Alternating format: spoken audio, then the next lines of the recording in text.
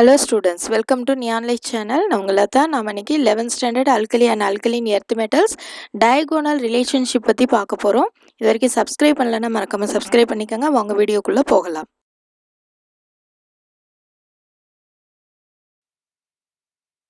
diagonal relationship இது வந்து நம்ம ஏற்கனவே லித்தியத்திலையும் நம்ம ஒரு தடவை பார்த்துருக்கோம்.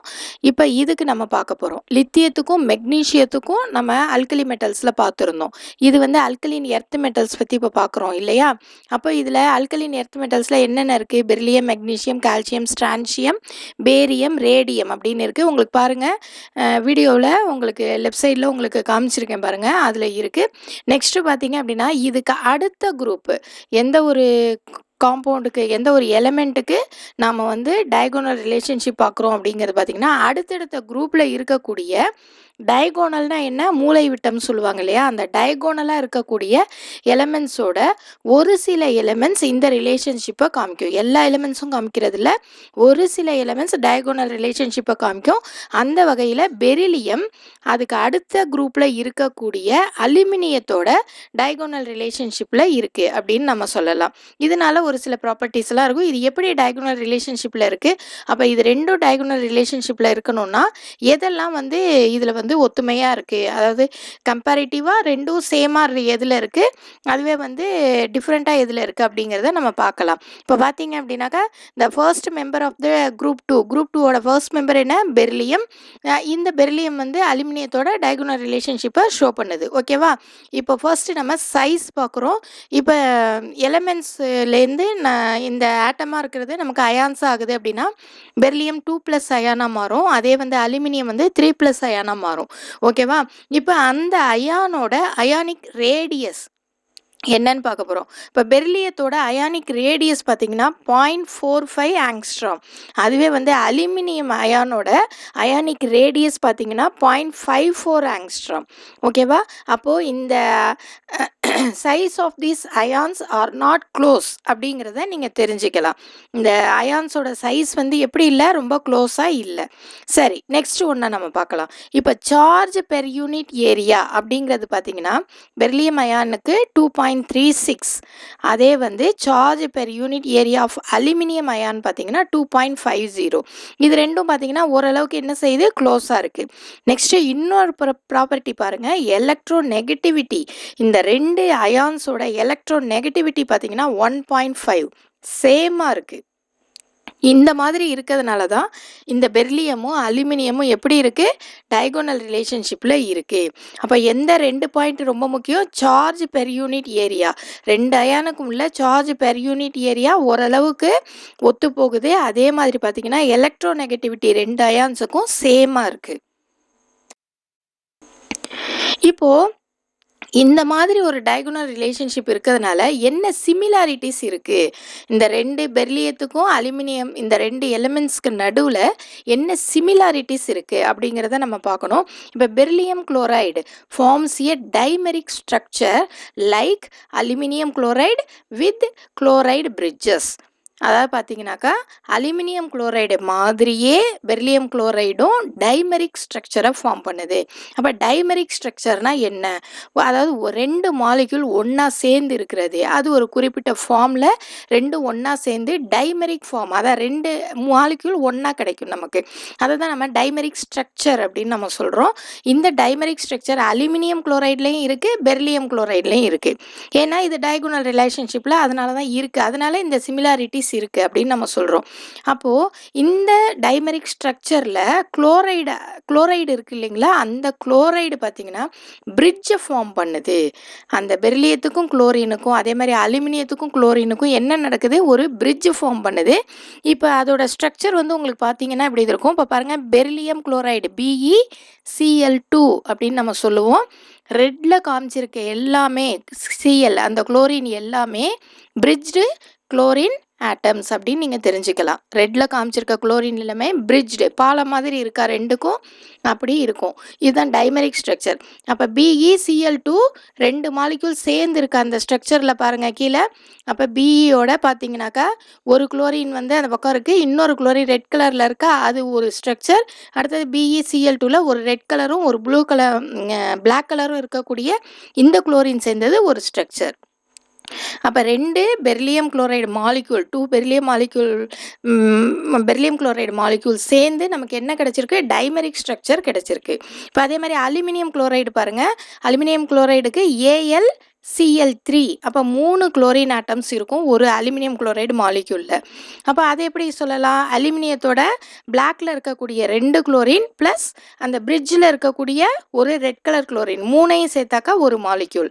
அதே மாதிரி இதில் பார்த்தீங்கன்னா பிரிட்ஜில் இருக்கக்கூடிய ஒரு குளோரின், அதே மாதிரி பிளாக்ல இருக்கக்கூடிய 2 குளோரின் சேர்த்தாக்கா அது என்னன்னு சொல்லுவோம், அது ஒரு மாலிக்யூல். அப்போ ரெண்டும் சேர்ந்து டைமெரிக் ஸ்ட்ரக்சர், ரெண்டுமே டைமெரிக் ஸ்ட்ரக்சரும் கொடுக்குது, அதே சமயத்தில் குளோரைடு பிரிட்ஜஸையும் அது என்ன பண்ணுது, ஃபார்ம் பண்ணுது. இதுதான் இதுக்குள்ளே இருக்கக்கூடிய சிமிலாரிட்டி. அப்போ இதே மாதிரி இருக்கும்போது இந்த பெரிலியம் குளோரைடு இன்னும் என்ன செய்யுது, இன்னும் நிறையா டைமரோட சேர்ந்து ஒரு பாலிமெரிக் செயின் ஸ்ட்ரக்சரை இது வந்து என்ன செய்யுது, ஃபார்ம் பண்ணுது. இதுவும் இதுக்குள்ளே இருக்கக்கூடிய ஒரு சிமிலாரிட்டி தான். அதே மாதிரி ரெண்டுமே, அதாவது அலுமினியம் குளோரைடாக இருந்தாலும் சரி, பெரிலியம் குளோரைடாக இருந்தாலும் சரி, ரெண்டுமே ஆர்கானிக் சால்வென்ஸில் சொலிபிள் ஆகும். ஆர்கானிக் சால்வென்ட்ஸ்னால் உங்களுக்கு நல்லாவே தெரியும், கார்பன் இருக்கக்கூடிய அந்த சால்வென்ட்ஸ், ஆர்கானிக் சால்வென்ட்ஸ் எல்லாத்துலேயுமே இது என்ன செய்யும், ரெண்டுமே சொலிபிள் ஆகும். ஸோ ரெண்டுமே ஸ்ட்ராங் லூயிஸ் ஆசிட்ஸ் அப்படிங்கிறத நம்ம தெரிஞ்சுக்கலாம். இல்லை நம்ம என்ன தெரிஞ்சுக்கலாம், ரெண்டுமே ஸ்ட்ராங் லூயிஸ் ஆசிட்ஸ் அப்படிங்கிறத தெரிஞ்சுக்கலாம். இதுதான் உங்களுக்கு புக்கில் வந்து இப்படி ஃபுல்லாகவே ஒரு டேப்லெட் காலமாக கொடுத்துருக்காங்க. இப்போ அதில் பாருங்கள், ஃபர்ஸ்ட் ஒன் நான் இப்போ சொல்லிட்டேன் உங்களுக்கு. செகண்ட் ஒன் பாருங்கள், அடுத்து beryllium hydroxide dissolves in excess of alkali and gives beryllate ion and hydrogen as aluminium hydroxide which gives aluminate ion. ஒரு அல்கலியோட எக்ஸஸாக அல்கலி எடுத்துக்கிட்டு அதோட பெரிலியம் ஹைட்ராக்சைடை டிசால்வ் பண்ணோம் அப்படின்னாக்கா என்ன கிடைக்குது, பெரிலேட் அயான் கிடைக்குது. அதுவே அலுமினியம் ஹைட்ராக்சைடை டிசால்வ் பண்ணோம்னா அலுமினேட் கிடைக்குது. அப்போ ரெண்டுமே என்ன கொடுக்குது, ஒரு காம்ப்ளெக்ஸ் ஃபார்மையும் கொடுக்குது இந்த இடத்துல இல்லையா, பெரிலேட் அயானையும் அலுமினேட் அயானையும் கொடுக்குது. இப்போ பாருங்கள், BeOH 4 times 2-, அதான் பெரிலேட் அயான். AlOH 4 times ஒரு ஸ்கொயர் ப்ராக்கெட் போட்டு மைனஸ் போட்டிங்க அப்படின்னாக்கா அது அலுமினேட் அயான். ஓகேவா, அப்போ ரெண்டும் இது சிமிலர் ப்ராப்பர்ட்டியை கொடுக்குது. நெக்ஸ்ட் பாருங்க, beryllium and aluminium ions have strong tendency to form complexes. இது ரெண்டுமே காம்ப்ளெக்ஸ் ஃபார்ம் பண்ணுறதுக்கு ரெடியாக இருக்கும். அப்போது அதோட என்ன மாதிரியான காம்ப்ளெக்ஸ் கிடைக்கும் பாருங்கள், BeF4 2-, AlF6 3-. ஓகேவா, இது ரெண்டு வந்து காம்ப்ளெக்ஸ். புரியுதா உங்களுக்கு? நெக்ஸ்ட்டு பாருங்கள், அதே மாதிரி beryllium and aluminium hydroxide are amphoteric in nature. இப்போ லாஸ்ட் வீடியோ பார்த்துருந்தீங்கன்னா உங்களுக்கு தெரிஞ்சிருக்கும் ஆம்ஃபோடெரிக் அப்படின்னா என்னன்னு சொல்லியிருந்தேன். அதாவது அசிடிக் நேச்சரோடையும் இருக்கும், பேசிக் நேச்சரும் அதுக்கிட்ட இருக்கும். அதை தான் நம்ம என்னன்னு சொல்கிறோம், ஆம்ஃபோடெரிக்னு சொல்கிறோம். அப்போ beryllium hydroxide, aluminium hydroxide or beryllium oxide, aluminium oxide இது எல்லாமே ஆம்ஃபோடெரிக் நேச்சரோட இருக்கும். இதுக்கு பார்த்தீங்கன்னாக்கா அசிடிக் பிஹேவியரும் இருக்கும், பேசிக் பிஹேவியரும் இருக்கும். ஒரு அட் அ டைமில் எப்படி ஆசிடாகவும் செயல்படும், பேஸாகவும் செயல்படும். அதுதான் இதில் இருக்கக்கூடிய சிமிலாரிட்டி. நெக்ஸ்ட் பார்த்தீங்கன்னா அதே மாதிரி பெரிலியம் கார்பைடு, Be2C அப்படிங்கிறது பெரிலியம் கார்பைடு, அலுமினியம் கார்பைடு அப்படிங்கிறது Al4C3. இது ரெண்டுமே என்ன செய்யணும்னா ஹைட்ராலிசிஸ் பண்ணும்போது மீத்தேனை தரும். ரெண்டுமே என்ன கொடுக்கும், மீத்தேனை கொடுக்கும். புரியுதா உங்களுக்கு? Carbides of beryllium like aluminum carbide give methane on hydrolysis.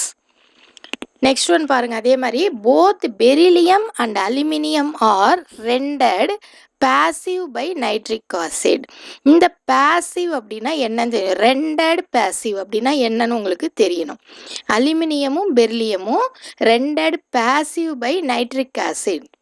Nitric ஆசிடோட இது ஒரு ரெண்டட் பேசிவை தருது, அதாவது ஒரு தடையை கொடுக்குது, ஒரு இன்னர்ட்டை கொடுக்குது.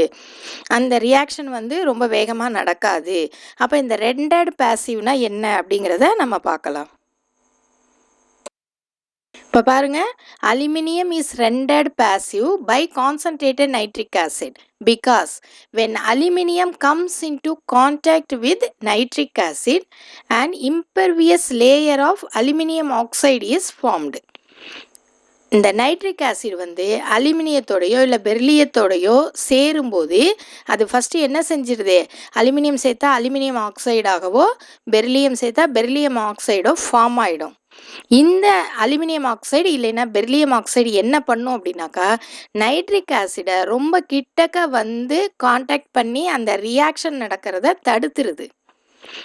அதாவது எப்படி உள்ளே இருக்கக்கூடிய அந்த அலுமினியம் மெட்டலோட வந்து ரியாக்ட் ஆகணும் இல்லையா, அந்த ரியாக்ஷனை இந்த aluminium oxide or beryllium oxide அது வந்து தடுத்துருது. ஒன்று இப்போ அலுமினியம் ஆக்சைடுனா அலுமினியத்தோட ரியாக்ட் பண்ணாமல் இந்த அலுமினியம் ஆக்சைடு தடுக்குது. அதாவது பெரிலியத்தோட ரியாக்ட் பண்ணாமல் இந்த பெரிலியம் ஆக்சைடு தடுக்குது அப்படின்னு பார்த்துக்கணும். இப்போ நைட்ரிக் ஆசிடோட அலுமினியம் ரியாக்ட் பண்ணி அலுமினியம் ஆக்சைடு கிடைச்சாக்கா அந்த அலுமினியம் ஆக்சைடு என்ன பண்ணுன்னா நைட்ரிக் ஆசிட் ஃபர்தராக அலுமினியத்தோட போய் ரியாக்ட் பண்ணாமல் தடுத்துரும். புரியுதா? இதை தான் என்னன்னு சொல்கிறாங்க, ரெண்டட் பேசிவ் அப்படின்னு சொல்கிறாங்க. இது வந்து ஆக்சுவலாக நான் இது தனியாக உங்களுக்கு கொடுத்துருக்கேன், இது புக்கில் வந்து கிடையாது, நீங்கள் புரிஞ்சுக்கிறதுக்காக நான் சொல்லியிருக்கேன். ஓகேவா? இந்த வீடியோ உங்களுக்கு பிடிச்சிருக்கும்னு நினைக்கிறேன். பிடிச்சிருந்தா லைக் பண்ணுங்கள், ஷேர் பண்ணுங்கள், மறக்காமல் சப்ஸ்கிரைப் பண்ணுங்கள். எதுவும் டவுட்ஸ் இருந்தால் கமெண்ட் செக்ஷனில் கேளுங்க. தேங்க்ஸ் ஃபார் வாட்சிங்.